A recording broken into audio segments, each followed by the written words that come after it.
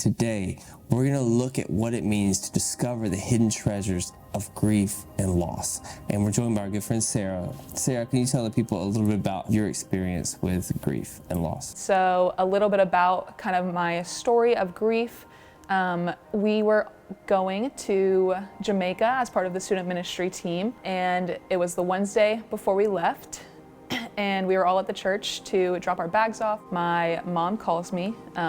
I missed the call, and so I wake up the next morning to a voicemail that just says, "Sarah, please call me." I call her back. She says, "I need to come to your house." She sits me down. She tells me that my brother was killed in a car accident.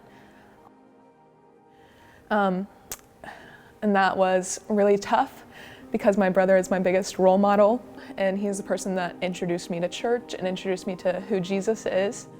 What did grief look like to you? I just didn't believe that he was actually gone. Bouncing back and forth between not believing it, being so depressed, being angry about it, and just not wanting it to be true. Did you find yourself using different coping strategies?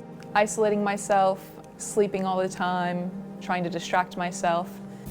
How did you begin to pay attention to your pain and sort of allow God into that? When the distractions weren't working anymore, and so through reading His Word, through prayer, and beginning to talk and open up to other people, I was able to kind of finally realize that the emotions that I was feeling were, one, normal, and two, they weren't going to be permanent. I know that when we initially talked about this, I just knew that hadn't been that long. So how have you seen God move in the past year?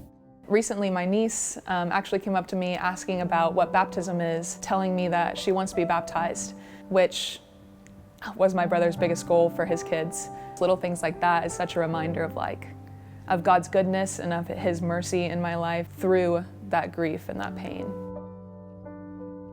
Now's your chance to kind of speak life into someone. It's okay to cry out to God and tell Him how angry you are and how sad you are, because He's always going to be there to listen. He's always going to be there to lean on and to hear you out. And He's the only thing in this world that could ever understand fully what you're going through. Grief isn't something that's ever going to leave you.